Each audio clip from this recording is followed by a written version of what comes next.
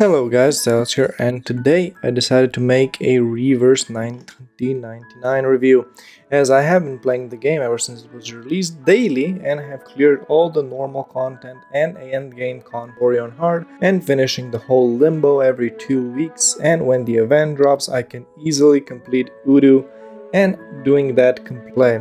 So hopefully I gave you enough of my credentials and let's jump right into it. The game takes place in a universe where magic exists and humans live side by side with the Arcanists, a race of magic users able to use the power of Arcana. On the last day of the year of 1999, a storm causes everything it touches to disappear. As a result, time does not progress beyond and different eras throughout the history are disappearing. The player controls Burton, the Timekeeper, a British arcanist from the St. Paulo Foundation, an arcanist organization that protects humanity. As the only person that is immune to the storm, she is able to travel throughout time and protect those under her care and from the storm.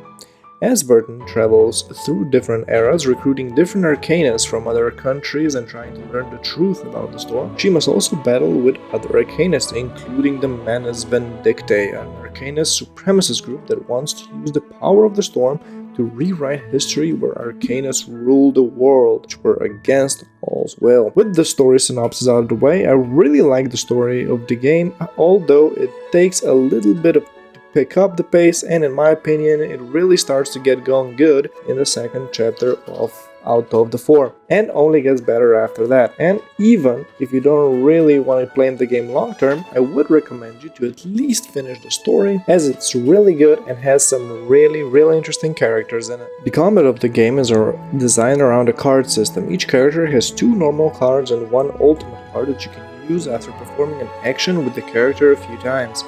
Each card also ranges from 1 to 3 stars, and players can merge cards with identical stats to advance them to a higher star level and thus make them more powerful. I myself have not yet played the game with this kind of mechanic, but I really enjoy it.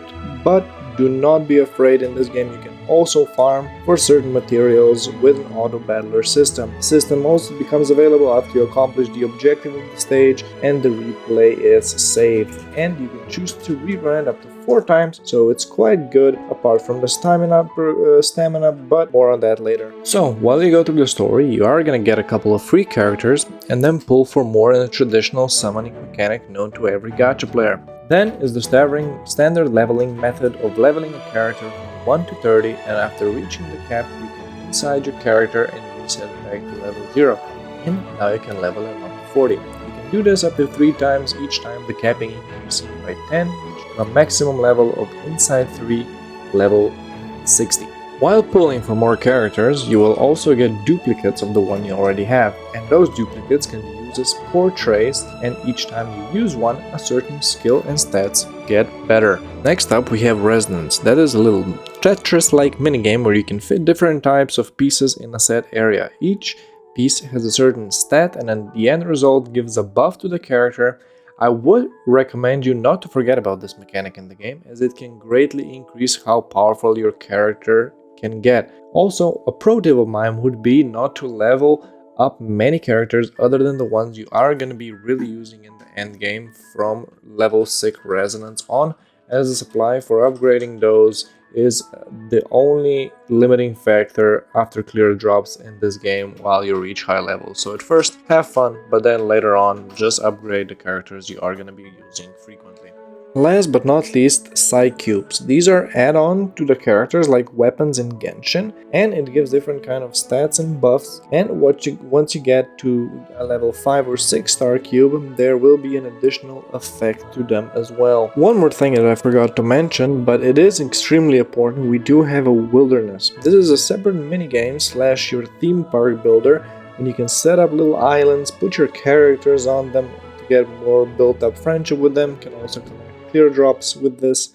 It is very recommended not to forget about this part of the game, as you can passively get your level up currency once you become bit higher level, and it's pretty substantial in my opinion to just get currency for doing basically nothing but collect once a day. Here you can also make items to level up your psyche, resonance, and insight levels. Next up we have the character design, and in my opinion these characters are all really unique, from a Russian pylon to a piece of a door. Almost all characters also get a different skin once you reach inside 2 on them.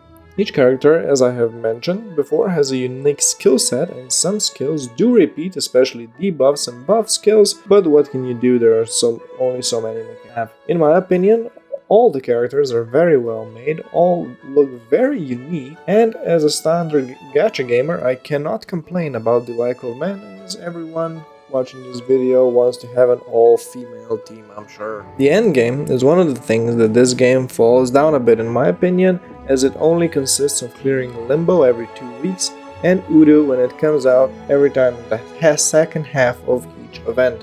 Other than that, you can farm for different kind of materials to upgrade your characters and farm currency once you've done all that. The endgame will change a little bit once raids come out, but as it stands right now, I think they really could add some more high-tier content, but that's just in my personal opinion because I have reached that point. In my opinion, the game is not that very pay to win, but you do only get half of 1 pull every day when you finish the daily tasks. However, if you only pull for the characters that you really need to round up your 2 main teams, pulling shouldn't really be a problem for you, unless you want to pull on every banner and get every time sensitive character.